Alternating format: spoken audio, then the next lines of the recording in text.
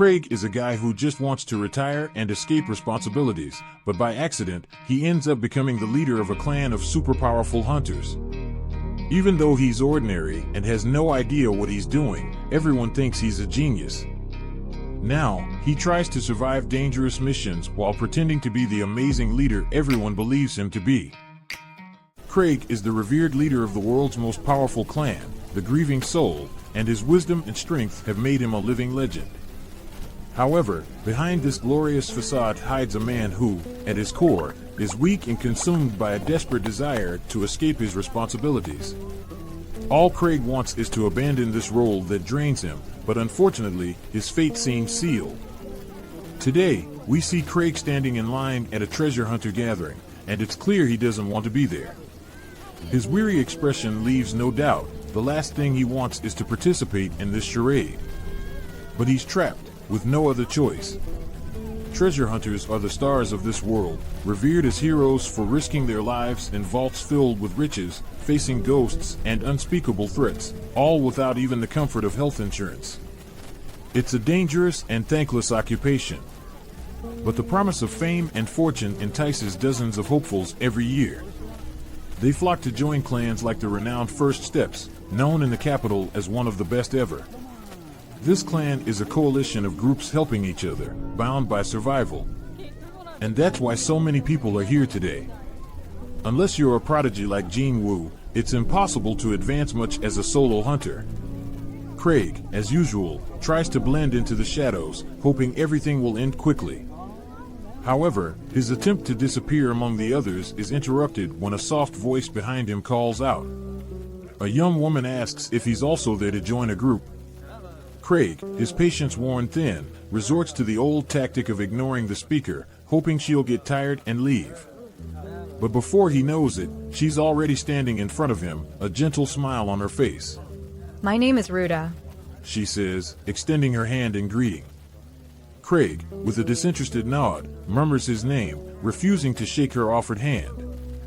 Ruda's smile falters briefly, but she recovers and starts talking nonstop. Ruda, a level 3 hunter, shares that she had been hunting alone until she encountered a vault called the White Wolf's Denver.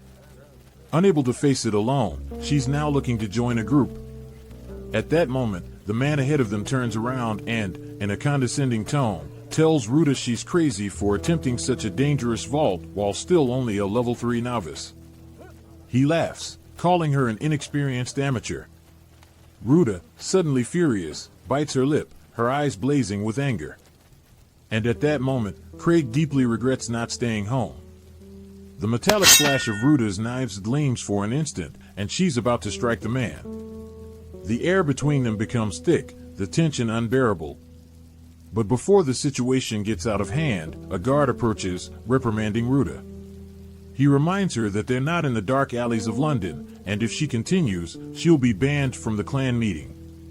With a heavy sigh, Ruda puts her weapons away and apologizes, visibly frustrated. Craig, once again, tries to fade into the crowd, wishing to disappear. When they finally make it into the meeting, Craig can't seem to shake off Ruda. She, dazzled by the strength and prestige of the other hunters, looks like a child in front of a whole new world. Have you been here before? She asks, a bit anxious. Craig, with little emotion, responds that this is the 5th time he's attended this meeting. Ruda looks at him with a mixture of pity and disapproval. You must be a terrible hunter if you have to keep coming back here, she thinks, but doesn't dare say out loud. Among hunters, talent is everything. Even the most anonymous can, with determination and skill, rise to the top. As they observe the room, Ruda notices a group on the other side, their opulent outfits standing out from the rest. Who are they? She asks. Craig explains that they are the Ark Brave group, the most powerful one recruiting today. They're a legend, having conquered a level 7 vault with only 6 members. Being recruited by Ark Roden, their leader, is practically a guarantee of success in a hunter's career. Ruda, fascinated, continues to take in everything around her until she notices an empty table in the corner. She barely has time to ask about it before the man from earlier, the one who insulted her, reappears, offering to explain. Reluctantly, Ruta listens as he tells the story of the table, belonging to the group that founded the clan, the Griers, also known as the Grieving Souls. What no one knows, however, is that the legendary Grieving Souls are Craig's childhood friends. Rumors indicated they would be recruiting today, but the absence of the team suggests the rumors were false. At that moment, a young man who came to sign up for the Grieving Souls group realizes they haven't arrived yet. Arrogantly, he becomes furious, claiming he will become the strongest hunter in the world, and no other group is worth his time. Craig watches with a slight smile, finding the scene somewhat comical, while Ruta feels intimidated. The boy, after all, is a higher level than she is. The situation would escalate into a confrontation, but then a girl named Tino intervenes, determined to silence the boy with violence. For her, it's unacceptable that someone inferior dares to dream of joining the Grieving Souls. The tension in the room rises. Tino is ready to strike, and for a moment, it seems the fight will be avoided. However, Craig's provocation lights the fuse, and suddenly everyone in the room is encouraging the confrontation. Tino and the boy prepare to fight, the air boiling with imminent chaos. Craig, sensing things are about to get out of control, asks Ruta to follow him outside. But before they can leave, Tino senses a familiar presence.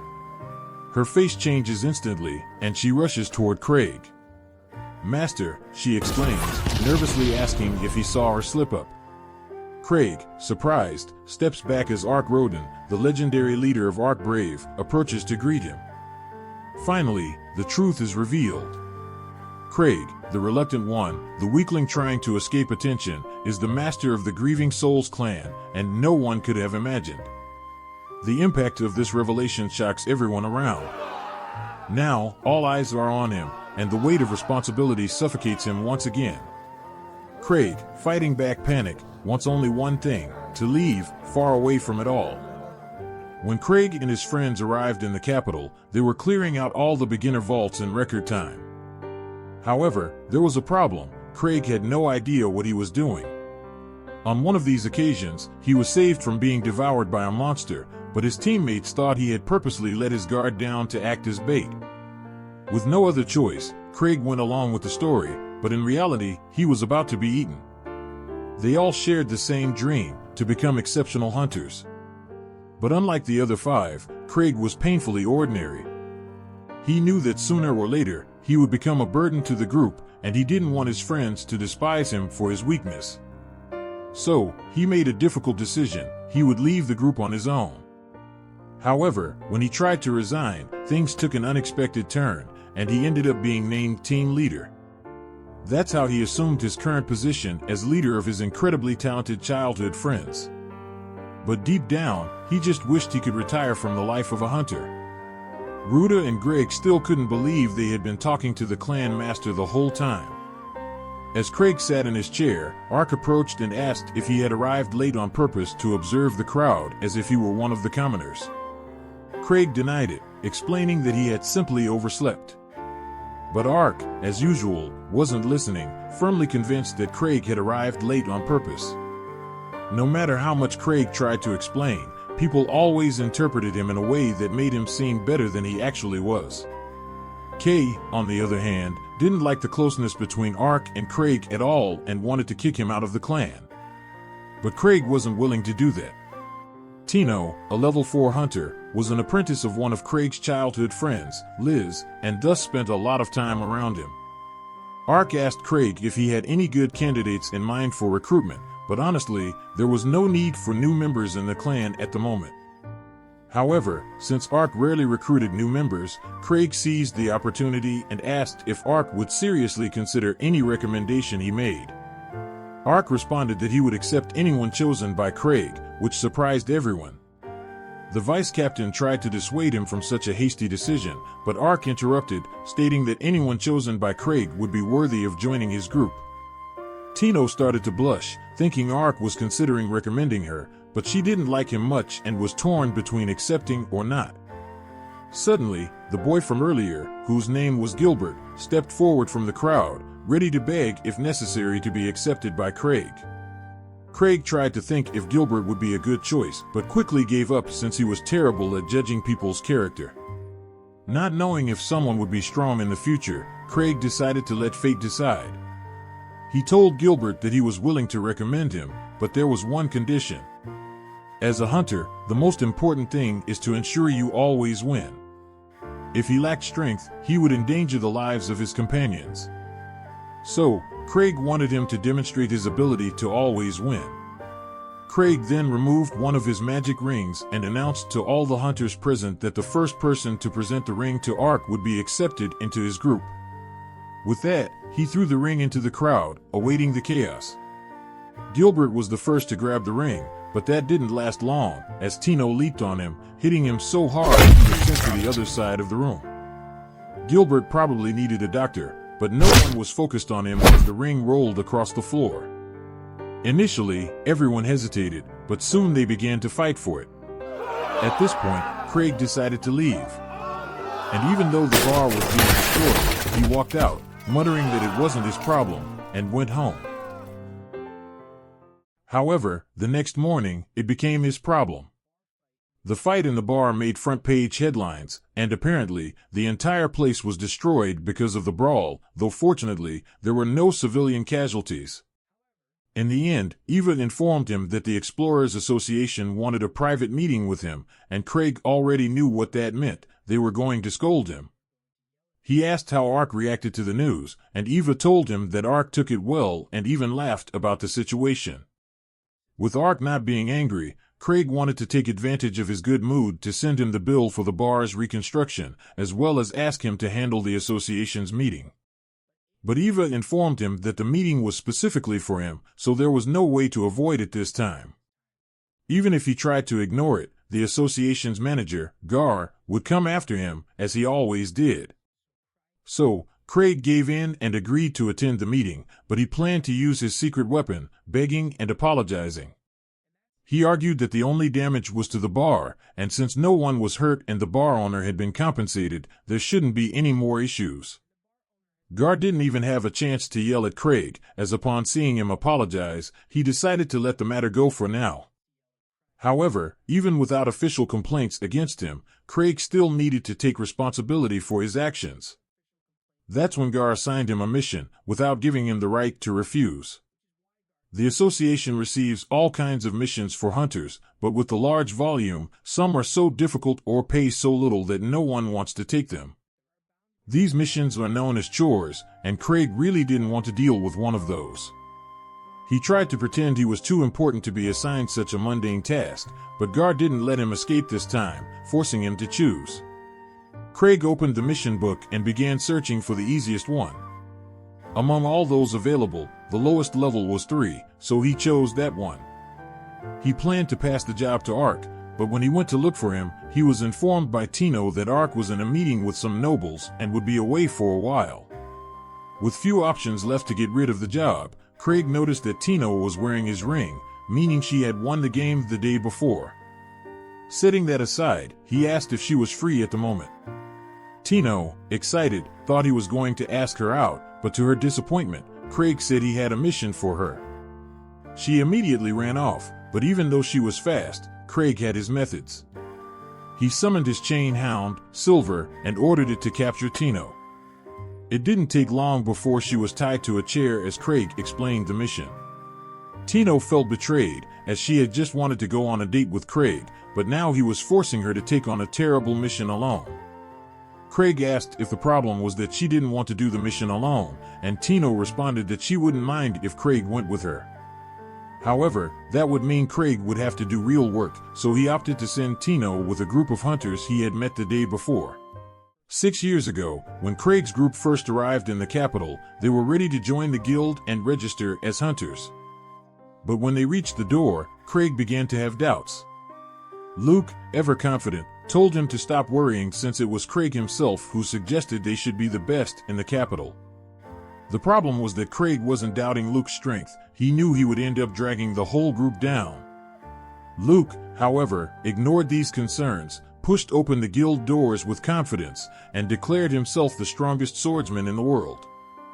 Shortly after, Liz followed suit, proclaiming herself the strongest thief in the world. After such a grand entrance, there was no turning back. Craig approached the reception to register the group, but secretly wished they had regretted choosing him as their leader. When it came time to name the group, Craig, without thinking much, chose something dark, soul lamenting. The others found the name a bit heavy and melancholic, but when Craig tried to use his terrible taste in names as an excuse to step down as leader, everyone changed their minds and said they loved the name. Now, in the present, Craig calls a meeting with the people he wants to delegate his work to. Greg, incredulous, still can't accept that Craig is the leader of the famous guild Soul Lamenting. And even harder to believe, Craig is the infamous Thousand Tricks, a legend in the guild. When a hunter reaches a certain level of accomplishments, they earn a special title and become practically a celebrity. Craig's title ended up being Thousand Tricks, but Gilbert refuses to believe he is that strong, especially since Craig never seems to train. Tino, ever loyal, defends Craig, saying Gilbert is weak for not understanding Craig's power. Craig, unsure what power she's talking about, simply accepts the undeserved praise. In any case, Craig asks if they will accept the job, but Gilbert refuses, still not believing Craig is the strongest in the city. Greg tries to get Gilbert to stop talking, fearing what might happen if they irritated the most powerful person in the capital. But Gilbert doesn't care and pokes Greg in the nose. Seeing that Gilbert won't cooperate, Craig simply gives up on convincing him and turns to Greg, who promptly accepts the request. The last one to be consulted is Ruta. Since the mission involves the Wolf Den, Craig thinks it would be perfect for her, who already wanted to clean the place out. Although she's not exactly excited about the team, Ruta agrees to go. Satisfied, Craig tells Tino that if she needs more help, she can ask someone from the guild. Tino, however, begs Craig to join the team, but he firmly refuses.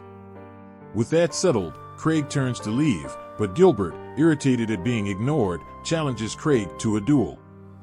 If he loses, he agrees to join the team. Craig hates being challenged, so he finds a simple solution. He accepts the duel but puts Tino in his place. Furious at Gilbert's disrespect toward her master, Tino accepts the challenge. Moreover, she sees it as a chance to impress Craig, already thinking about how her pose would look perfect with good camera angles. Gilbert, who had been beaten by Tino the day before, tries to redeem himself, claiming he was caught off guard and won't lose again. Craig, already tired of all this, comments that Tino is level 4, just like Gilbert. Tino, full of confidence, throws her weapons on the ground, asserting that there's no way she can lose to someone like him. Ruta and Greg start to worry. After all, even though Tino is stronger, fighting without weapons is an unnecessary risk. Normally, Tino would have the advantage, as despite being at the same level, she earned all her levels in solo missions and has plenty of experience in human combat. But Gilbert possesses the Eternal Flame Sword, which could turn the tide, if he knew how to use it properly. In a foolish gesture of pride, Gilbert also throws his sword to the ground, determined to fight on equal terms. Now, Tino is sure she will win and even makes plans to get ice cream with Craig afterward. When the fight begins, Tino charges forward and lands a punch on Gilbert's face. He tries to dodge, but ends up taking a kick. He is knocked back, just like the day before. The fight seems over, but to his surprise, Gilbert gets up and continues. He doesn't make much progress and soon gets pinned down, but at least he shows determination. Eventually, he breaks free from Tino's hold but is knocked down again with a blow to the back of his neck. This time, he won't get up. Tino celebrates and thanks Craig for helping her become so strong, even though Craig has never done anything to train her. Greg and Ruta are astonished by Tino's strength, while Gilbert refuses to accept the reality that someone is stronger than him. Since the day he first picked up a sword, Gilbert knew he was destined to be a hunter. He always surpassed professional swordsmen, and when he finally registered, he formed a group and started exploring dungeons. Until now, he had never tasted defeat. Tino, despite not liking him much, acknowledges Gilbert's skill and encourages him to pick up his sword. But Gilbert's pride speaks louder, and he refuses. Tino is disappointed because she knows this kind of pride can get someone killed. Deep down, Gilbert knows she's right. At that moment, Craig calls out to Gilbert and guesses that he must have left his old group due to the strength difference. Gilbert is shocked because Craig hit the nail on the head. Craig mentions that he went through something similar with his group, even though he never left, even if he might have wanted to. Gilbert takes this to mean that Craig is much stronger than everyone else in the Soul Lamenting group, giving him a new perspective on what it means to be the strongest. Craig then notices Gilbert's sword and lightly touches it. Suddenly, the sword unleashes enormous flames, far greater than anything Gilbert has ever achieved. And Craig didn't even need to hold the sword by the hilt. In this world, there is a substance called mana, which is invisible but condenses into various physical forms within treasure chests. The wolf den is one of these chests, and it is said that ghostly wolves appear there, covered in blood. Craig is quite happy to have sent the others there and not have to go himself. Eva questions whether it was a good idea to send inexperienced hunters, but Craig believes the group will manage, since the den is only level 3, and the 4 of them are quite skilled. Additionally, Craig wanted to thank Eva for the information she provided about Gilbert. It was hilarious to see his face when Craig started guessing a bunch of things about the guy's past. Eva was happy to help, but soon wanted to know how Craig managed to use Gilbert's artifacts so easily. Craig explained that the artifact was quite simple to control, and even Gilbert, with all his inexperience, managed to handle it without much training. So, for him, what he did wasn't a big deal.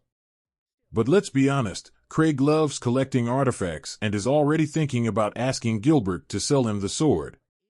Eva, however, dismissed the idea right away. After all, Craig already spends a good portion of his budget on artifacts, and his collection is gigantic. It doesn't make sense to want another one. Craig argued that each artifact is unique, and even though he has over 20 rings, he can always want more. Eva realized she wasn't going to convince him, but still, she didn't want him to spend everything on artifacts. The money from the Soul Lamenting group is divided equally among the members, regardless of what each contributes. So even if Craig hardly does anything, he still gets well paid at the end of the month.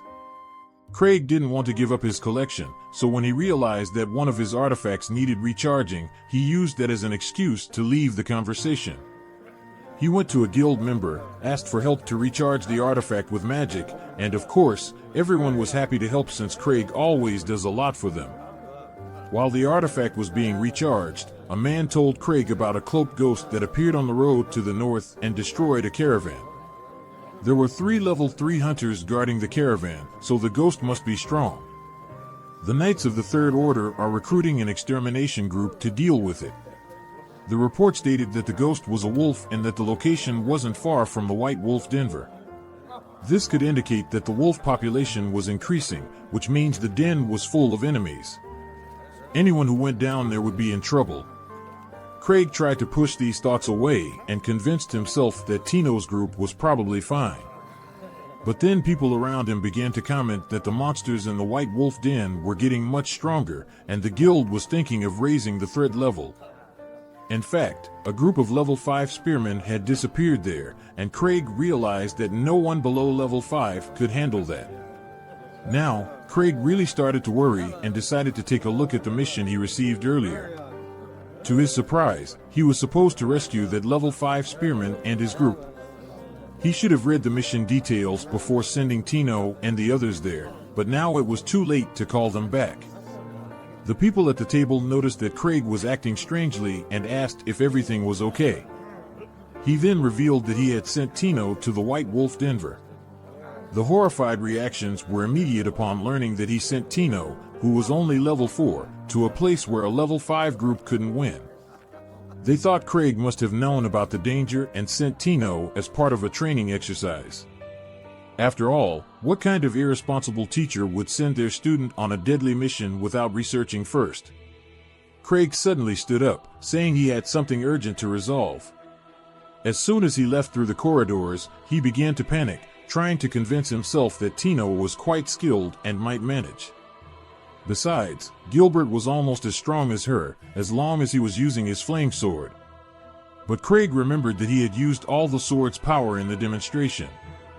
If Gilbert didn't recharge it afterward, the sword would be practically useless. When Tino and the others were approaching the White Wolf Den, they felt a dangerous aura even before arriving. Tino had been expecting something like this. After all, it was Craig who sent her on this mission. So, she even wrote a will, just as a precaution, but she was confident she wouldn't die, believing everything had been perfectly calculated by Craig. She believed that Craig's choice of sending them on the mission was a very deliberate decision, but Greg thought that was impossible since Craig had only met them the day before. Gilbert agreed that it was unlikely, but he also wouldn't doubt that Craig could have researched them before they even met. In fact, the whole situation in the bar was probably part of his plan. So, even knowing this mission was far beyond their level, Tino was sure that Craig wouldn't send them into something without a chance of survival. Unfortunately, that's exactly what Craig did, and now he was freaking out because of it. He decided he would need to go personally to rescue them. So, he went to his secret room and started gathering all the artifacts he could carry. As he left, Eva saw him and assumed that Craig had intentionally sent Tino on that dangerous mission just to test her.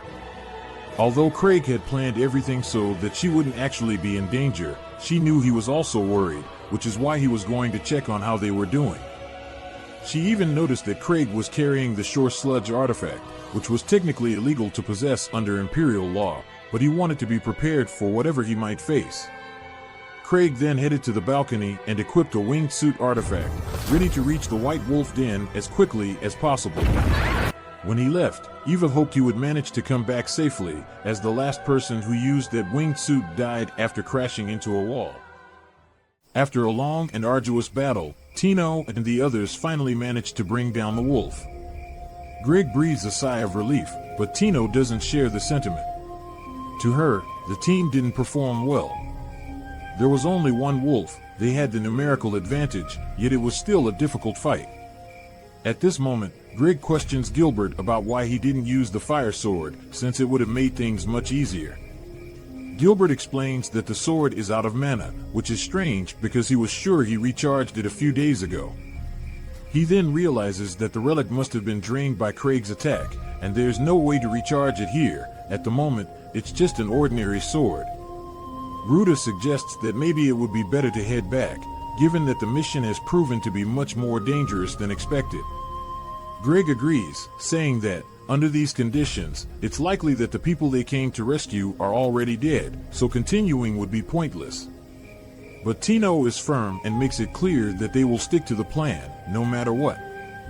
Greg tries to argue that their lives are more important than a mission to recover bodies, but Tino interrupts him, explaining that this isn't a simple body retrieval. She's certain the targets are still alive inside the vault, because it was Craig who sent her, and he's never wrong. In fact, draining Gilbert's sword may have been intentional, a way to keep them from relying on relics. Convinced, the others follow the plan and continue with the mission. When they reach the wolves' den, they find that all the wolves are armed and wearing armor. Defeating such a large number will be complicated. Gilbert offers to go ahead and try to take out some of the wolves, but Tino reprimands him, saying he would be an easy target before even getting close. As the leader, she feels the weight of bringing everyone back alive. Being agile, she and Ruda will run to draw the wolves' attacks, while Greg and Gilbert attack from behind. Hopefully, the long-range weapons won't be as dangerous up close, but Tino makes it clear that no one will be sacrificed, no matter what. Meanwhile, Craig flies over the forest toward the den, hoping that Tino can survive, even if it means sacrificing the rest of the team. Fortunately, she didn't hear him say that and continues fighting alongside the others to ensure everyone's survival. They've managed to deal with the monsters thanks to cooperation, though the path is far from easy. Their biggest advantage is that the wolves don't know how to fight as a team. With more wolves approaching, Gilbert and Greg feel confident that they can take them down. Tino acknowledges that, for an improvised team, they're doing surprisingly well. She doesn't like Gilbert's attitude, but she has to admit he's a strong fighter, and Greg, with his experience, knows how to coordinate. Ruda, although not a great combatant, makes up for it by handling all the recon, allowing Tino to focus on the battle. She believes that every detail of this team was carefully planned by Craig and starts to pray to him, almost like a god. Gilbert, while fighting a wolf, recalls the last time he spoke with his old group. He had reprimanded them for not being up to the task, and they admitted that they simply couldn't keep up with him. That was when he decided to go solo. He knew his former companions were giving their best, but the gap in strength kept widening, and he couldn't stay with them any longer. Since then, he's hunted alone, but now he realizes how good it is to fight alongside someone. After they defeat the last wolf in the area, the group moves forward until they reach a large opening. They are about to enter when Tino makes them stop, sensing that there is something more inside. The others ask if it could be the hunter they came to rescue, but Tino is certain that the vault boss is ahead. Greg thinks it's too risky to face the boss and suggests retreating, but Tino points out that they got this far without any injuries. A single boss shouldn't be impossible to defeat. She tells Greg that he needs to be a bit more courageous, as always playing it safe won't make him improve. Greg admits that he's grown complacent, thinking he was good enough as a level 4 hunter. Before he even realized it, he started avoiding any sign of danger, his cowardice certainly influenced by the trauma of seeing his friends die due to useless bravery.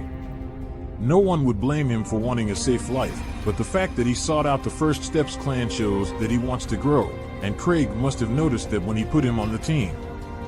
He doubts Craig thought that much before choosing him, but what other explanation could there be? Ruta asks if Craig had any special reason for choosing her too, but Tino can only say that she has great attributes. Meanwhile, Craig flies through the forest, still hoping to find Tino and the others. He expected them to flee from the vault after realizing it was more dangerous than they thought, but he hasn't located them yet and needs to keep searching. Den is now in trouble, with no way to break the wingsuit, and ends up crashing through the tunnels of the Wolves' Denver. Meanwhile, Tino and the others come across the dungeon boss, and it's much bigger than they expected. When the monster makes the first move, the group is forced to split up and run around the room to escape. Even without engaging directly, it's clear that this creature is extremely powerful, and even Tino starts to doubt if they'll be able to defeat it. At that moment, she spots a weak point on the wolf's head and remembers that Craig would never send her on a mission she couldn't complete. She can't give in to fear now. Shouting to Gilbert, she asks him to block one of the wolf's attacks while she handles the rest. Gilbert agrees, and as the wolf approaches, he moves forward to draw its attention. The moment the wolf charges at him, Gilbert blocks with his sword, thinking the monster is vulnerable. Greg takes the opportunity and rushes to cut its leg, but he is thrown away like a ragdoll. The others seem to handle the situation better, moving with more agility. Shortly after, Greg gets back up and tries to return to the fight, but his sword is broken in half, and the wolf goes for a fatal strike. Luckily, Ruta manages to pull him out of the way just in time, and the wolf's axe gets stuck in the ground. Tino takes advantage, runs up the weapon, and leaps to strike the wolf's head. Even feeling the pain from the scratch on her leg, she forces herself to continue and drives the blade into the monster's neck, which finally falls defeated. On the ground, Ruta rushes over to check on Tino, as she's badly hurt, but Tino says she'll be fine, a healing potion should do the trick. Greg, on the other hand, is frustrated for having lost his sword, but relieved to still be alive. With the boss finally defeated, the group thinks it's now just a matter of finding the missing hunters and heading back to the city. Tino hands her sword to Greg to use for the time being, but suddenly, a giant arrow flies toward her. She manages to dodge it at the last second, but quickly realizes the battle isn't over. For new bosses appear, all armed and ready to attack. If defeating one of them was already hard, Tino has no idea how to handle 4. She suggests that everyone run to a nearby narrow cave to gain some distance from the wolves. It was a good plan, but the monsters notice their intention, and one of them leaps to block the entrance. With no other options, Greg and Gilbert exchange glances and make the tough decision to stay behind and distract the wolves, giving Tino and Ruta a chance to escape. The two are the fastest, so they have the best chance of surviving. Tino is desperate for a solution and wonders what Craig would do in this situation. Suddenly, she remembers the ring he gave her, and an idea comes to mind. She shouts to the others that no one is sacrificing themselves today. She'll attack the first wolf and wants everyone to cover her. Greg and Gilbert distract the monster, while Ruta throws kunai at its eyes. Seizing the moment when it's blinded, Tino activates the shooting ring, firing a laser beam straight into the wolf's eye, leaving it permanently blind. It's the chance to attack, and Gilbert rushes in for the final blow.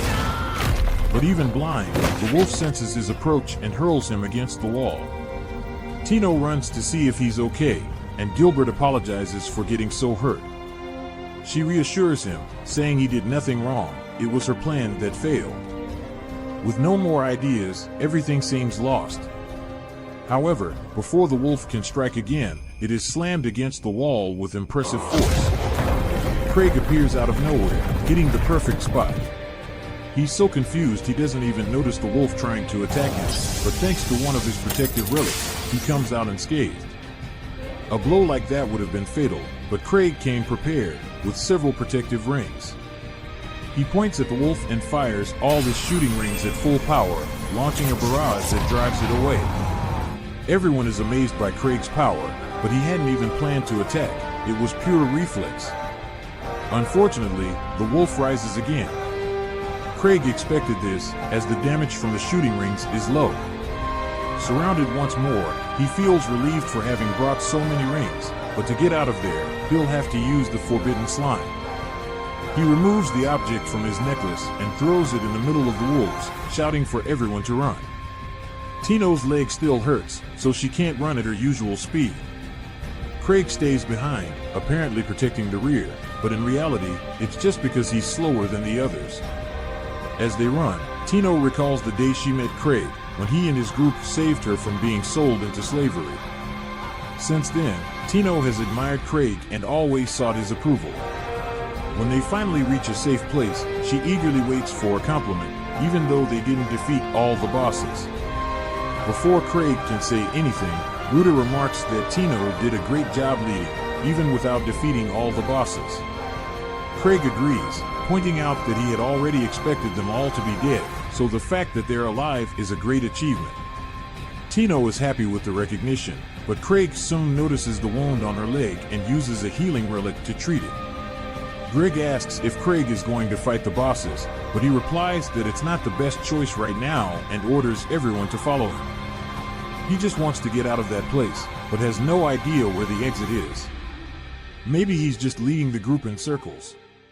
Tino and Ruta are both thieves, so they would really like to do some scouting or something like that. But even so, they have complete faith that Craig knows where he's going, even if he's not sure himself. At this moment, Gilbert speaks up, and after everything he's learned, he's sure that the great Craig knows what he's doing, but to him, it seems like they're just wandering aimlessly. He asks if Craig is leading them to the exit, but before Craig can respond, Tino interjects, saying that path does not lead to the exit.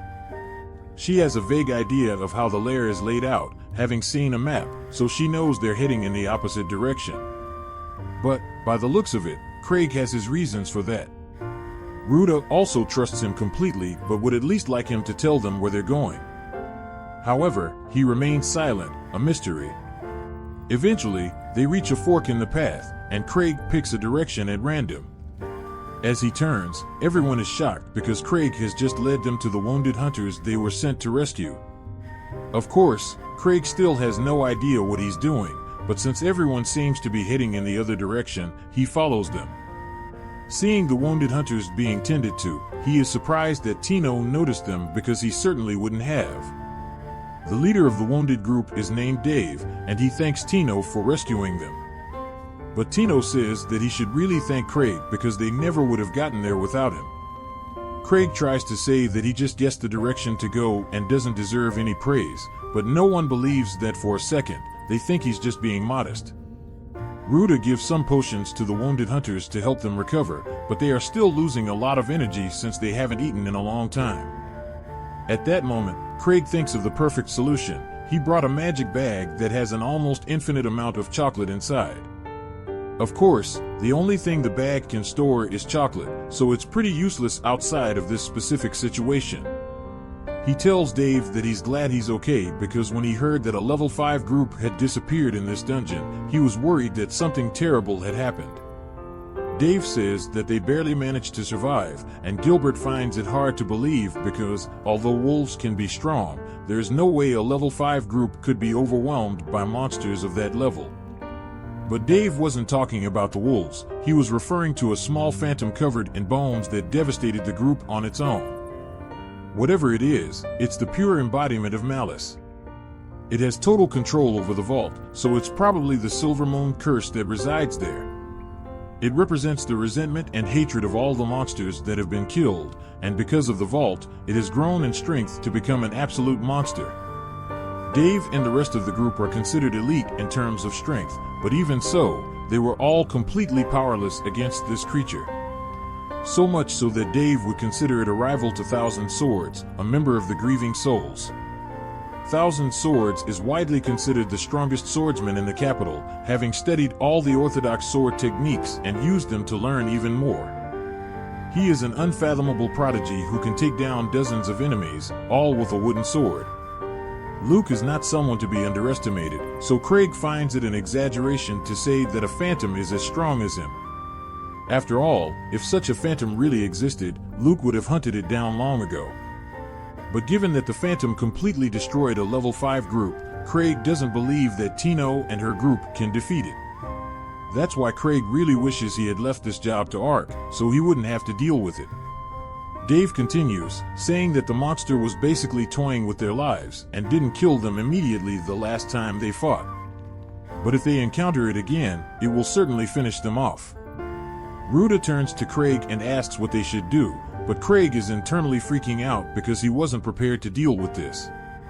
He stares blankly for a while before having an idea and tells Ruda that they need to prioritize the safety of the wounded.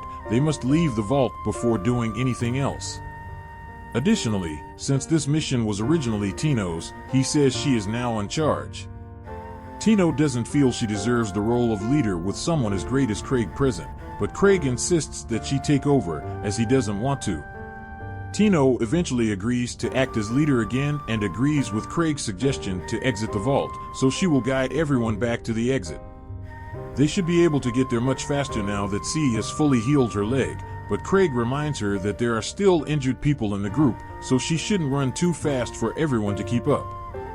He says this for his own benefit, because, let's be honest, there's no way he can keep up with Tino's full speed, especially now that he's so out of shape. After traversing the vault for a while, Tino warns everyone that they are approaching the exit and that, so far, they've been lucky since they haven't encountered the deadly phantom. But if that thing appears, Dave promises to act as a shield for everyone, buying time for them to escape. Teo reassures him, saying that won't be necessary, as long as Craig is with them, she is sure they will all get out alive. But, in reality, Craig isn't so confident. He is seriously considering grabbing Tino and abandoning the rest if the monster shows up, but for now, he decides to keep up a cheerful facade. He still has 5 safety rings, so he can at least survive for a while if he has to fight, but he doesn't have any useful relics with him. The shooting rings don't work, and he dropped the only relic sword he had while flying here, so it's hard to be optimistic. At that moment, everyone senses something approaching and quickly prepares for battle. Craig and the others stand in front of Tino, ready to keep her safe. Craig doesn't have any attack relics, but he's willing to use his body as a human missile with the wingsuit if necessary. The atmosphere in the cave changes as the phantom approaches. Everyone is terrified, realizing they don't stand a chance against it. But Tino sees something even more terrifying appearing behind the monster, and a feeling of impending doom washes over her, causing her to plead with Craig for help. Craig seems to recognize who the second figure is, but he is more confused than scared, not understanding what she's doing there. Then, the second figure moves quickly and takes down the phantom with a powerful kick. After that display of strength, there is no doubt in Craig's mind that it's Liz. She approaches Craig and asks, just to be sure, if it was okay for her to kick that thing against the wall because she really doesn't know what's going on here. Craig replies that there's nothing to worry about, and she feels relieved to hear that. Finally finding Craig, she reveals that she found one of his relic swords on the ground while coming here.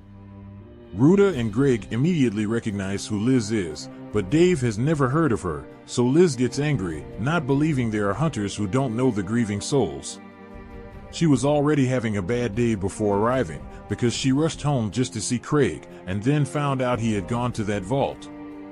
At first, she thought Craig was worrying too much since she was sure Tino could handle the mission on her own. So, imagine how disappointed she feels to find out that Tino couldn't handle such a simple vault. Gilbert tries to defend Tino, explaining that she did nothing wrong, but Liz doesn't want to hear it and kicks him against the wall, nearly killing him with that blow. Now that there are no more distractions, she goes back to yelling at Tino, calling her weak and incompetent, especially after all the training she's been through. Tino starts begging for forgiveness, and Craig feels sorry for her, thinking that Liz is being too harsh. While Liz is still yelling at Tino, the Phantom recovers from the kick, and both Greg and Ruda start pouring healing potions on Gilbert to keep him alive.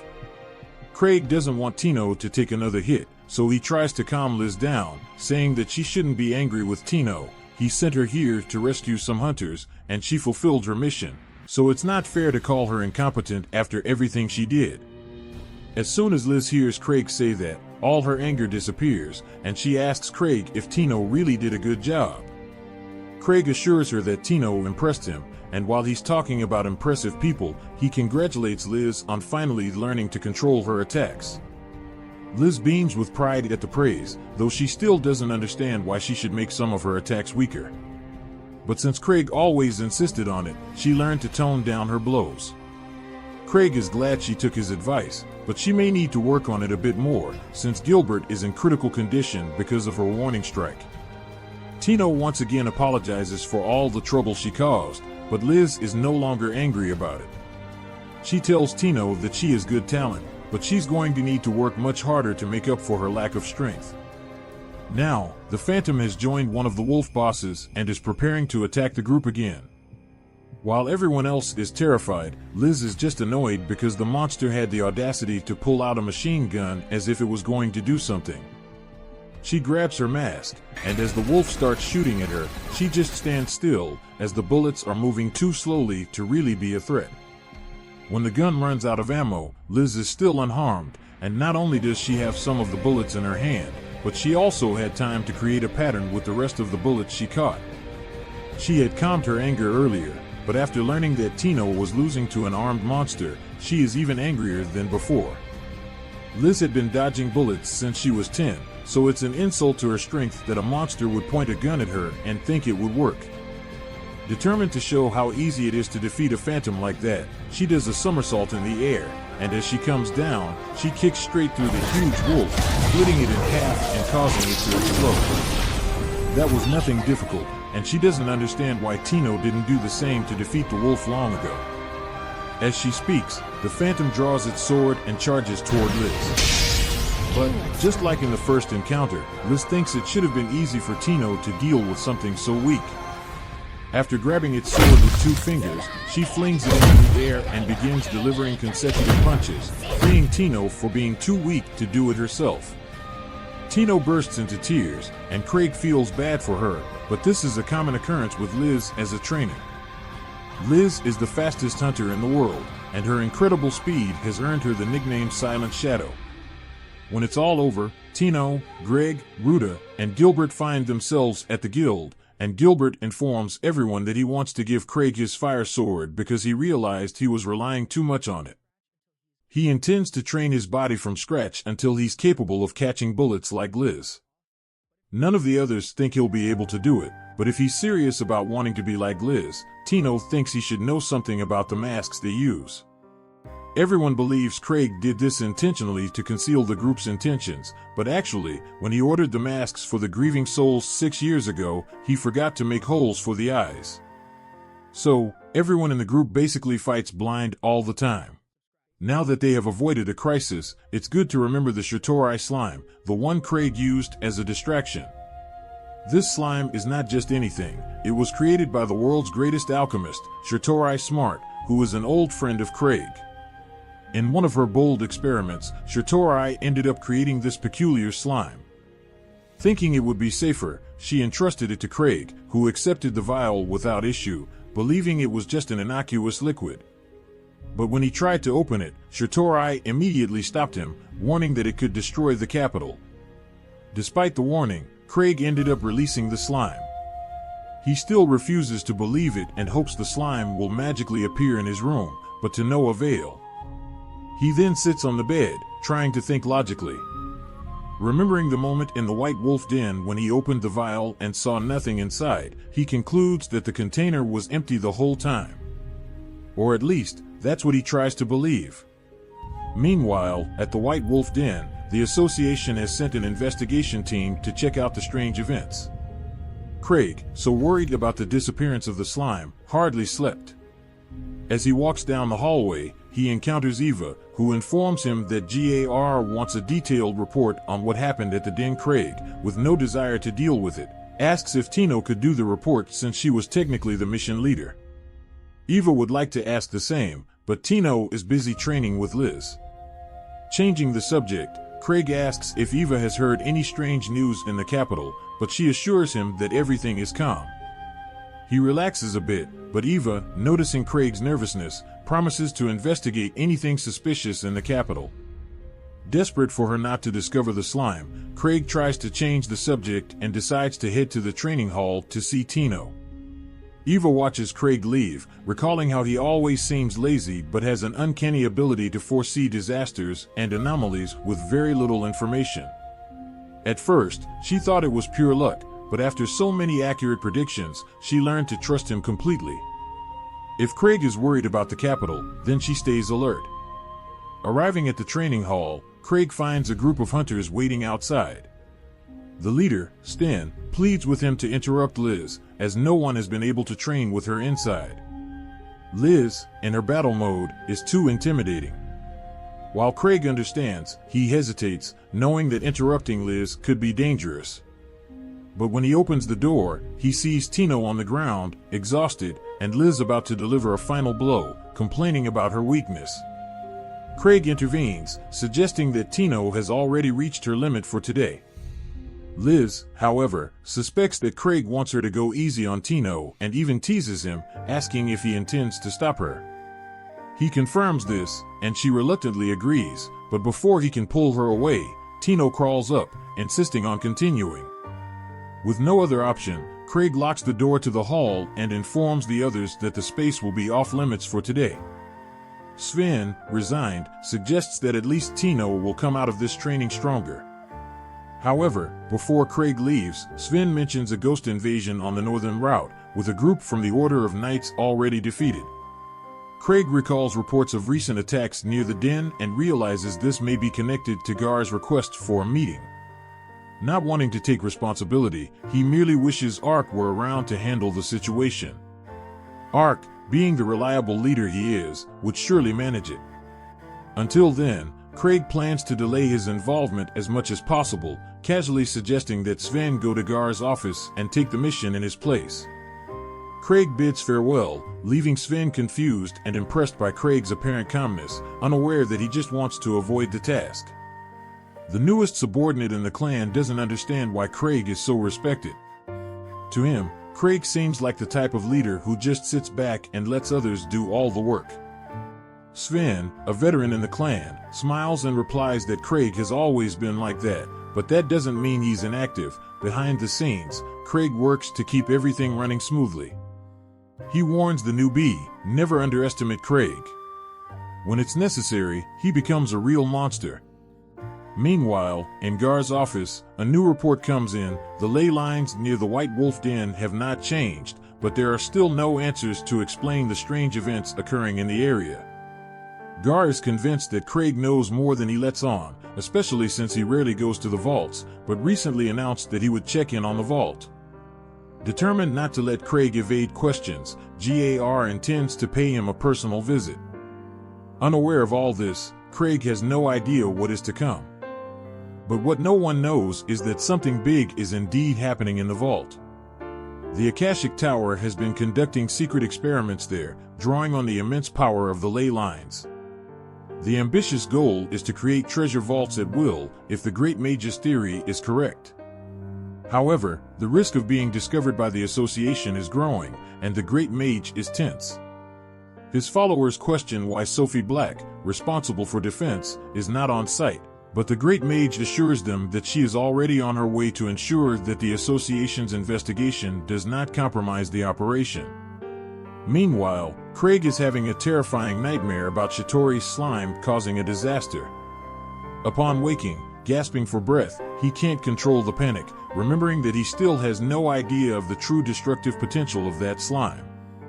The noise wakes Liz, who, surprised, is in bed next to him, but Craig, already used to her sneakiness, just tries to relax. Liz asks if he is busy today, and Craig, still under the effect of the nightmare, sees her invitation as a chance to clear his head.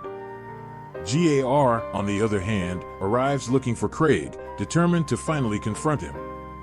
The receptionist is surprised by his in-person visit, but he knows this is the only way to avoid being ignored again. As Craig and Liz come down the stairs, Liz spots GAR and, irritated, realizes he is about to interrupt her meeting with Craig. Without much ceremony, she confronts him and, in an acid tone, accuses him of always relying on Craig for everything. GAR, holding onto his patience, tries to remain polite and asks about the report from the Night Palace vault, but Liz ignores him, seizing the opportunity to insult him. When she finally kicks him, GAR loses his patience and decides to show that he is not a fool either. Craig, for his part, does not want to be part of this mess, so he casually pulls Gar's assistant aside and asks if she would prefer to discuss the reconnaissance results. She informs him that the ley lines are normal, which is a relief for Craig, but he soon realizes that there is a more urgent problem at hand. When the assistant presses him on what he meant by another problem, Craig avoids mentioning the destructive slime and makes up an excuse. He says the details are confidential.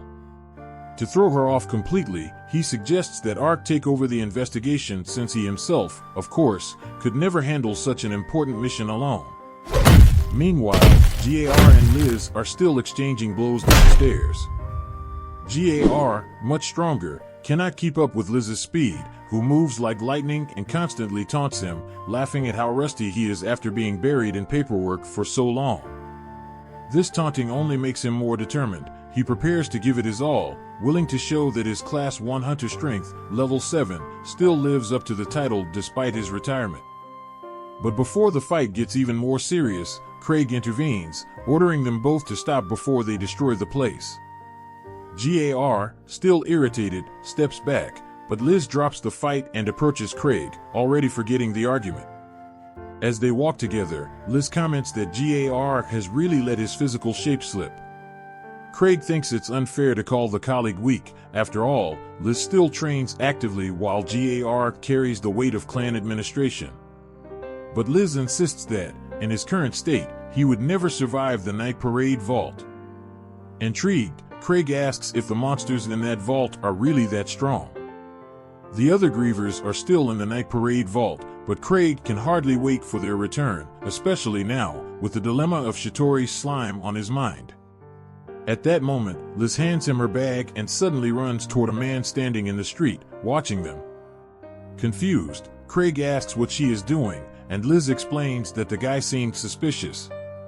Craig, surprised, doesn't see this as sufficient reason to attack someone and asks her to let him go. He turns to the man and asks if everything is okay, but instead of answering, the guy quickly runs away, which only intrigues Craig more. Liz, in turn, does not understand why Craig let him escape, but then convinces herself that he must have a plan and apologizes for acting impulsively. Meanwhile, the man reaches a secluded shop. He is a member of the Akashic Tower and had been following Craig and Liz from a distance, convinced that no one had noticed him. But after being confronted and then released, he comes to believe that Craig knows more about the tower's operations than he appears to. The next day, Liz can hardly contain her excitement for another date with Craig. However, he reminds her that they aren't here for fun this time. They're in one of the most dangerous areas of the Imperial capital. Craig brought Liz here because he's after something important. According to information Eva obtained, this area has been the scene of frequent disappearances. While these could just be the result of the usual violence and kidnappings, Craig fears these incidents might be connected to Shore's slime, which would make him responsible, even if indirectly, for these tragedies. Additionally, AA's report mentions a new ice cream shop just ahead, and with a slight smile, Craig suggests they stop by. Liz, of course, is more than happy to join. As they approach the ice cream shop, a mysterious man watches them, paralyzed with fear. No one was supposed to be able to find that shop, which is actually a research base for the Akashic Tower. How did Craig manage to discover it? Heart racing, the man decides to close the shop before they notice anything suspicious. But before he can, Sophia enters the room, just back from her mission, and notices his panic. Curious, she asks what happened. A few minutes later, Craig and Liz arrive at the shop, only to find it locked. Liz is furious. Her chance to have ice cream with Craig vanished before her eyes. And, as usual, she tries to solve the problem directly. She threatens to break down the door. Inside, the Akashic Tower member can only hope she gives up. Before things get out of hand, Craig intervenes, suggesting that maybe the place just ran out of ice cream. Reluctantly, Liz agrees and drops the idea. Back at the clan office, Liz is still disappointed about missing her moment with Craig, while he, lost in thought, ponders the presence of Shore's slime in the city and the urgency of dealing with it. He turns to Liz and asks when Shatorai is expected back from the Night Palace vault, as there's something specific he needs to discuss with her. Since Shatorai won't return anytime soon, Liz offers to help however she can. Craig explains that he needs information on a specific magical creature, a subject Liz knows well. At that moment, Ava enters with a determined expression, bringing a list of candidates to join the investigation of the White Wolf Den. Stan and the other members of the Obsidian Cross are already on site, but Ark, essential to the mission, is absent. Ava expects Craig to approve the list, but he, absorbed in his thoughts, just signals her to handle it herself. He trusts her judgment, leaving the responsibility in her hands. Meanwhile, on the other side of the city, the Akashic Tower is in turmoil. The members gather to discuss how Craig managed to locate their secret base, cleverly disguised as an ice cream shop. Craig's calmness in pretending to believe it was just a simple store suggests he's far ahead of them, and this causes panic and uncertainty among the members. The leader finally turns to Sophia for a solution. With a cold smile, she proposes something drastic: declare war on Craig's clan. The other members of Akashic are incredulous. Does she really think they can defeat the first step? Sophia states, without hesitation, that the Akashic Tower is the seeker of truth and should never retreat, even against an elite hunting group. This is the perfect opportunity to test their new defense. If they can eliminate Craig's group, there will be no one left to threaten them. Convinced by Sophia's boldness, the leader seriously considers her proposal, knowing that if they have indeed been discovered, they have no choice but to fight. Craig realizes they won't get out of this without facing a battle. He looks at Sophia and tells her she's free to do as she wishes. Sophia lights up at this, knowing she'll finally get to enjoy herself. Meanwhile, Tino has just recovered from a near-death experience during training with Liz.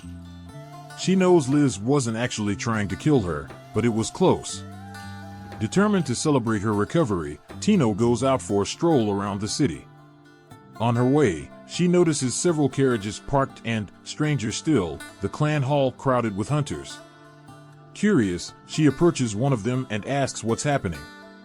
Swa explains that the association organized a large joint effort to investigate the White Wolf Denver. But even knowing this, Tino thinks it's excessive to have so many people involved. The hunter explains that Craig wanted to send Ark, and all these people are there to fill his absence. Ark is one of the world's strongest level 7 hunters, so without him, they need a large team to compensate. A little later, Ava brings Craig to greet the hunters, but he's completely baffled about why they're all there. Ava informs him of the situation and explains that since Ark isn't there to lead the mission, she took the liberty of gathering a team large enough to make up for his strength. Craig recalls trying to pass the mission to Ark, simply because he trusts him, but he never imagined Eva would bring so many people to replace him. On top of that, he's not even sure if he'll have enough money to pay them all. So, he suggests splitting the group in half. The hunters panic, believing they wouldn't survive an arc-level threat with only half the team. Confused by the commotion, Craig asks Ava if there's money to pay everyone's reward, and she reassures him, explaining that Gar has already requested extra funds from the association. Even so, Craig still feels uneasy about sending so many people into the vault, knowing that Shore's slime might be down there. But he's not about to explain himself, so he agrees to let them go, and if anything goes wrong, he'll play dumb. At that moment, Liz shows up and starts mocking the hunters, saying that if it were her, she'd go alone. In fact, she offers to take on the mission herself, but Craig immediately refuses. He already knows that if he gives Liz the mission, she'll drag Tino along, and he doesn't want Tino to go through that. Besides, Liz never works well in a group, so she'd probably end up causing problems for the others. Craig makes it clear that everyone there, except for Liz, will handle the mission. Eva asks if that means he's going too, and the hunters, overhearing the conversation, get excited since, if the Level 8 clan leader accompanies them, the mission would be much easier. But Craig really doesn't want to go, and with everyone insisting, he agrees but makes up an excuse about urgent business and puts Sven in charge until he arrives later. Of course, he has no intention of showing up until the mission is almost finished. Meanwhile, in the White Wolf Den, Sven and the rest of the Obsidian Cross are frustrated with how easy the vault is. The average monster strength has increased, but it's still manageable, so they don't understand why they were sent there. Back at the association, everyone is preparing to depart, and Liz is still begging Craig to let her come along. He stays firm in his decision, though he knows she'll likely go anyway if left alone. So, he tells her he has a special mission for her, which finally calms her down a bit. Before they leave, the temporary captain approaches Craig and asks if he has any advice. Craig thinks for a moment and recommends that if they encounter a slime-like creature, they should treat it with extreme caution. The captain thinks it's unlikely they'll encounter one in the White Wolf Den, but promises to be careful. At the Akashic Tower base, Megas is furious upon learning that the association is coming after him with so many people, but if they want to stop his research with monomike material, he'll do whatever it takes to crush them. The tower members are apprehensive, knowing their enemies have the souls in mourning on their side, but Sophia reassures them, saying their defense system was designed to repel attacks like this. Besides, there are only 3 souls in mourning in the capital: Craig, Liz, and Shatorai. Liz can be neutralized with countermeasures against physical attacks, and Craig, being the strategist, won't use his full potential without his allies. The only real threat is Shatorai. Sophia has already ensured that Shore's alchemy won't work against them, but she holds a personal grudge against Shatorai and is determined to defeat her. She explains to Megas that Shatorai has been investigating her research ever since she found her thesis, something Sophia won't forgive. So, she asks for permission to use all resources against Shatorai. Megas agrees, saying that Flick and the others should follow her orders, which annoys Flick, but he obeys for the mission's sake. Elsewhere in the White Wolf Den, Sven's team begins to think this mission wasn't worth it, as they haven't found anything unusual and don't understand Craig's judgment. But Sven believes he had a good reason for sending them. At that moment, he receives Craig's message about the slime and takes it seriously, asking Hemrick to sound the emergency whistle. All the hunters in the vault hear it and exit immediately, but are annoyed to find out the reason was a random slime. They think it's absurd that Sven blindly follows all of Craig's instructions, but Sven knows Craig has good reasons for his confidence. He doesn't know what danger the slime poses, but thinks it's safer to wait for reinforcements before continuing the investigation. The other hunters still think it's an overreaction, but Sven recalls a previous occasion when Craig invited him to a flower-watching party and asked him to bring weapons for no apparent reason. When the party began, a vault appeared right there, and that vault became known as the Prism Garden. Since then, Sven is convinced that Craig can see the future and follows his every word. In Craig's office, Liz is pestering him, curious about the special mission he made up for her. But in truth, he has nothing and just wanted to keep her there. At that moment, they hear someone at Craig's door, and it's Shatorai, who just returned. She wasn't supposed to come back so soon, but she had a feeling that a powerful organization is about to take action, so she came to offer help. Shitori's slime was originally created to enhance a slime's ability to adapt to its environment. However, the experiment went horribly wrong, resulting in something dangerous. Shitori is convinced that Craig knows the slime escaped, but assures that it was designed never to attack her or Craig, although everyone else is a potential target. Still, one question troubles her: how exactly did the slime manage to escape Craig's vault? After investigating, Shitori comes to an unexpected and frustrating conclusion. The slime likely learned how to open the vault on its own while Craig was away and escaped through the bathroom drain. Craig, on the other hand, is internally terrified. Shitori has just confirmed that the slime has the potential to destroy the entire capital while it's on the loose. Nevertheless, she remains resolute, promising to handle the situation. But before she leaves, she warns Craig that there is another important matter they need to discuss. Meanwhile, reinforcements arrive at the White Wolf Den, where Sven is informed that Craig wants him to take command of the group. The news isn't what Sven was hoping for. He feels frustrated that Craig didn't show up in person, but soon learns that Craig has taken Liz and Tino on a separate mission.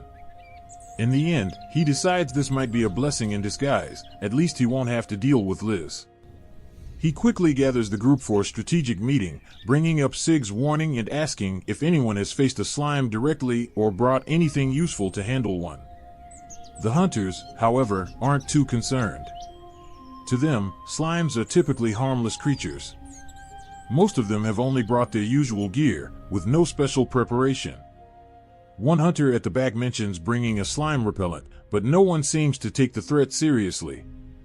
After all, how could they? Slimes are harmless, they say.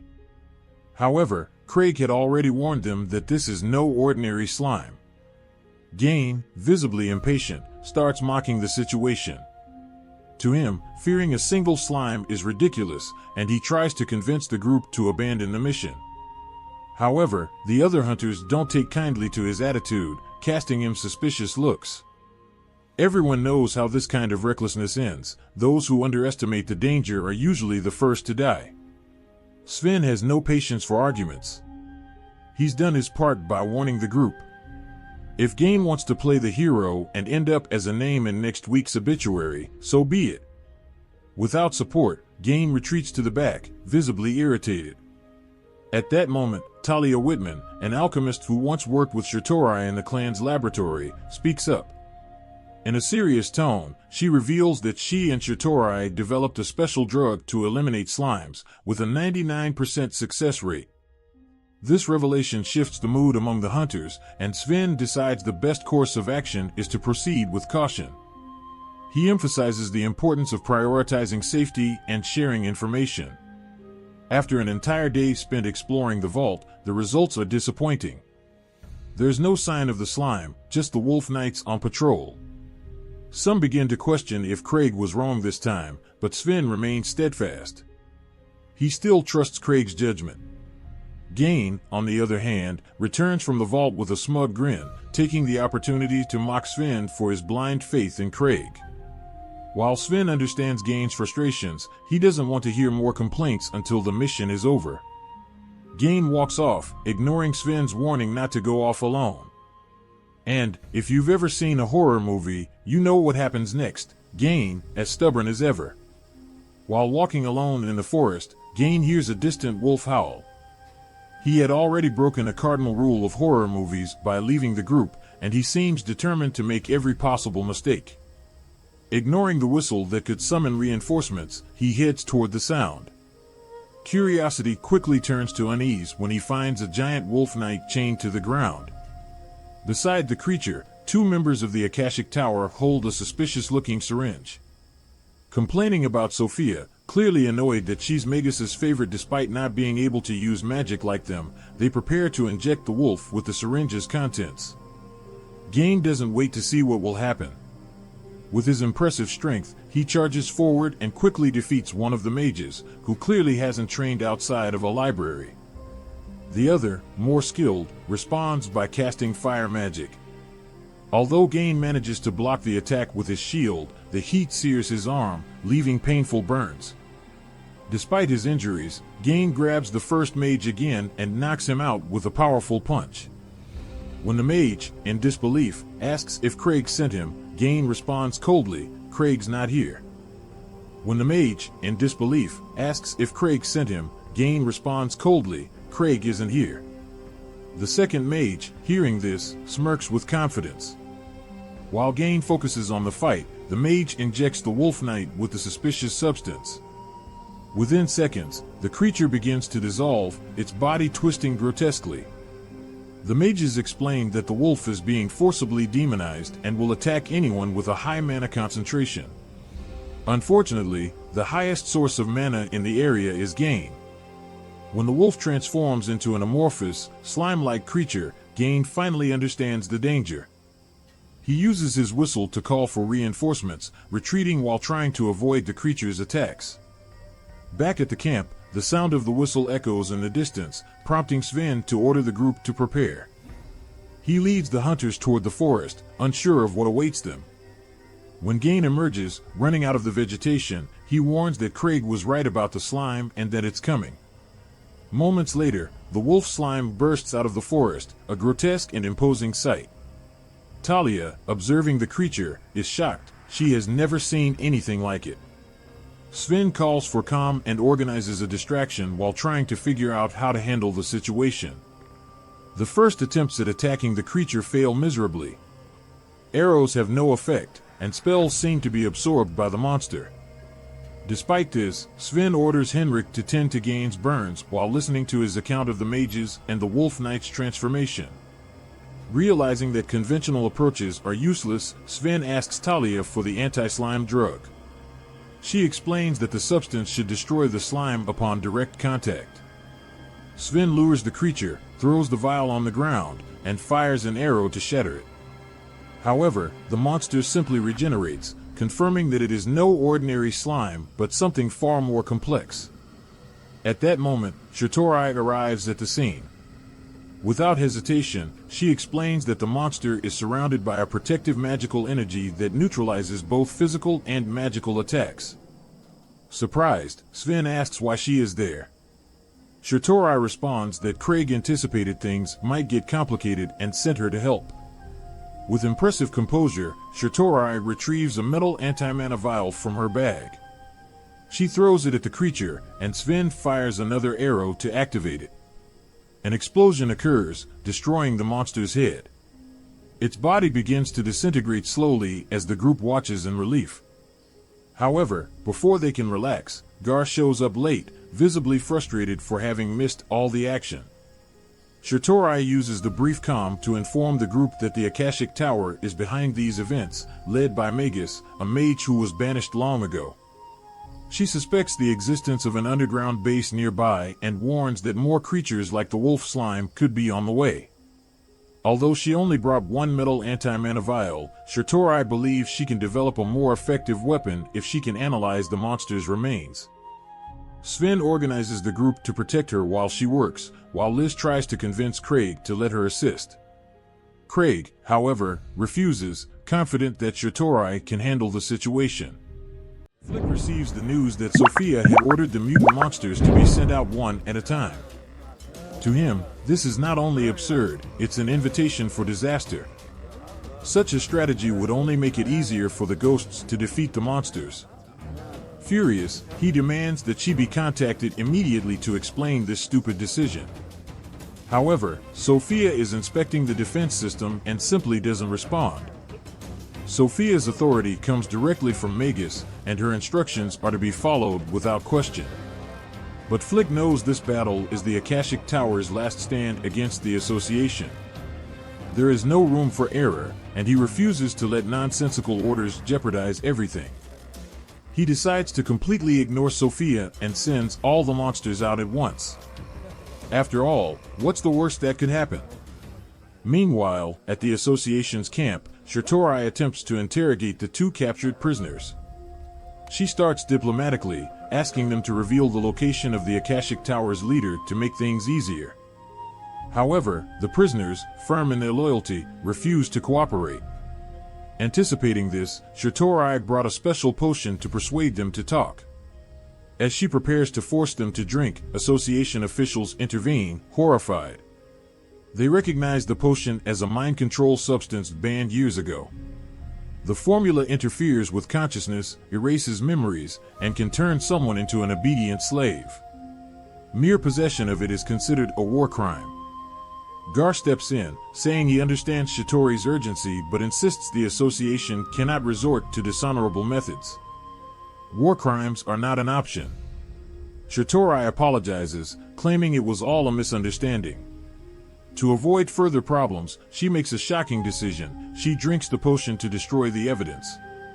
Everyone is stunned, but Shitori explains that she is nearly immune to potion effects and will be fine. Her focus now shifts to the real problem. The enemy is on the move. A massive slime monster approaches, and Sven asks how to deal with it. Shitori quickly analyzes the situation, explaining that the monster likely has multiple magical barriers.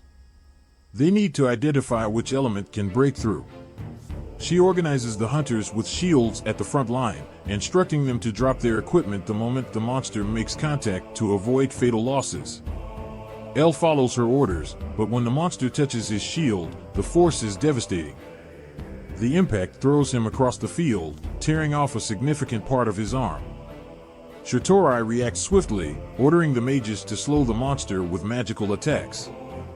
However, fireballs are deflected, and she soon realizes that the monster's force field is rotational, repelling anything it touches. This completely rules out melee attacks, making even Gar, with his legendary strength, useless in the situation. Gar suggests retreating and waiting for the monster to deplete its mana, but Shitori dismisses the idea. She explains that the creature has enough mana to wreak havoc for over an hour. The only option is to concentrate a powerful enough attack to pierce the barrier, but none of the mages present have that kind of strength. To make matters worse, another slime monster emerges, heightening the panic among the association members, who know they can't handle two at once. Shitori, however, observes with a faint smile. The Akashic Tower must be full of complete idiots, she remarks. Suddenly, the red monster ignores the hunters and turns toward the blue monster. To everyone's surprise, the two creatures begin fighting each other. Gar watches the monster battle with a mix of confusion and frustration. What the hell is going on? He asks. Shitori, ever composed, explains calmly, as if she had anticipated this all along. The monsters only attack hunters to replenish their depleting mana reserves. They absorb the hunter's mana material as fuel. But, when faced with another monster made entirely of mana, they instinctively attack their rival. That's why sending all the slime monsters at once was an incredibly stupid decision. As the monsters battle each other, back at the Akashic Tower, Magus gathers the members to discuss the mistakes that led to this fiasco. He reminds them that Sophia's orders were to be followed without question, but Flick acted on his own, wasting all the slime mutation potions. Sophia is visibly furious. "Did you really think you had a better idea than mine?" she says with biting coldness. "Your limited intelligence shouldn't even allow such a thought." Flick, seething, holds back because, deep down, he knows she's right. Magus, attempting to calm the situation, decides to forgive Flick for his incompetence. "Fortunately, the slimes weren't our only weapon," he says. "But the situation has become more complicated. Any suggestions, Sophia?"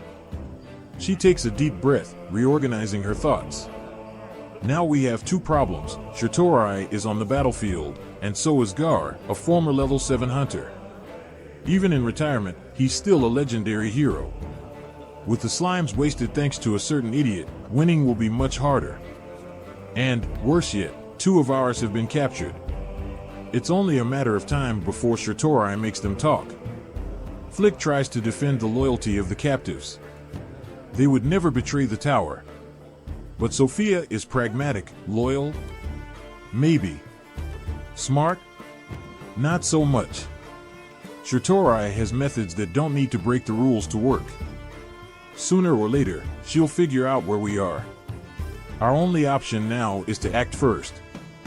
She suggests releasing the Malice Devourers, creatures partially trained to attack hunters and force the survivors into a trap. Magus agrees, but warns that they'll need a commander on the battlefield to lead the creatures.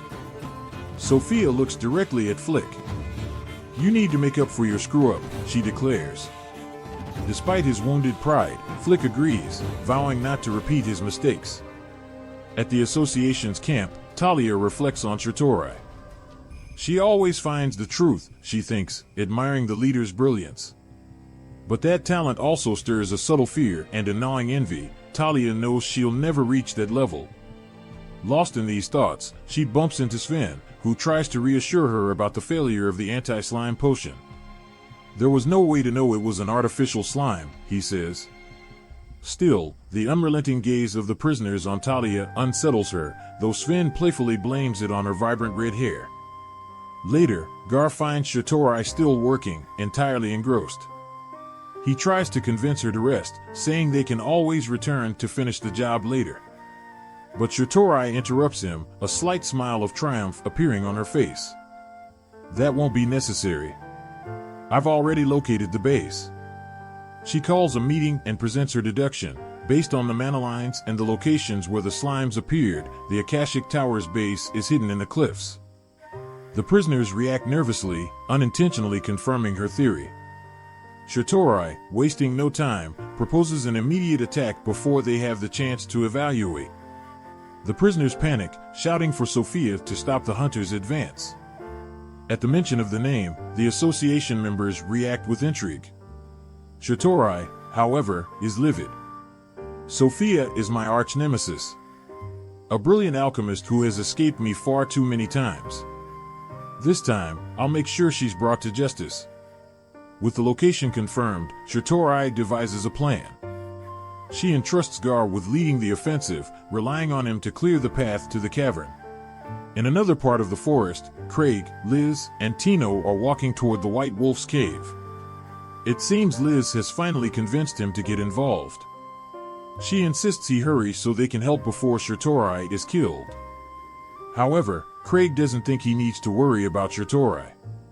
In fact, he's more concerned about his own life, as he didn't have time to bring most of his artifacts and is completely without protective rings, meaning he'll die if he's hit even once. Tino warns that they are approaching the White Wolf's cave, but it's so dark that Craig can barely see anything and has no idea where they are.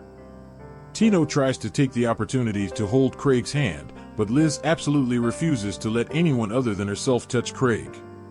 Meanwhile, with the investigation team, Shirtori informs Gain that Craig said he couldn't come to help. Gain is a little disappointed, as he was hoping to meet him now that he understands how amazing Craig really is. Shirtori comments that Craig is practically the best hunter in the world and wouldn't be surprised if he managed to reach level 10 someday.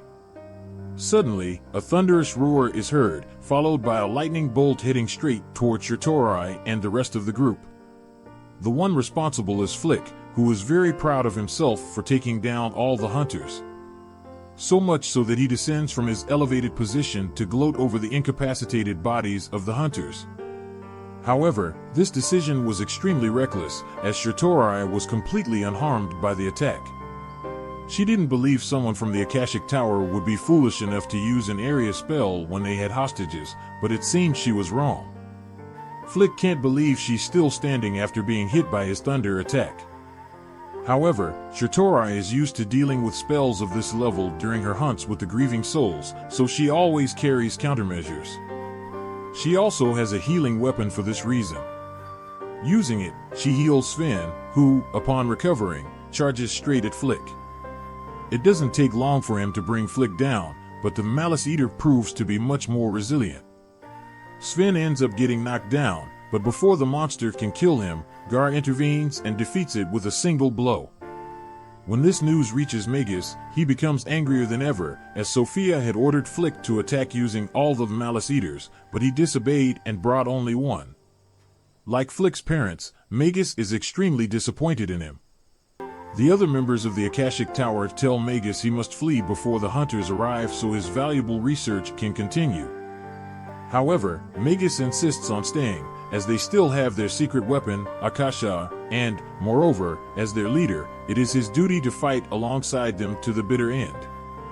Meanwhile, the investigation team finally arrives outside the cave where the Akashic Tower's base is located.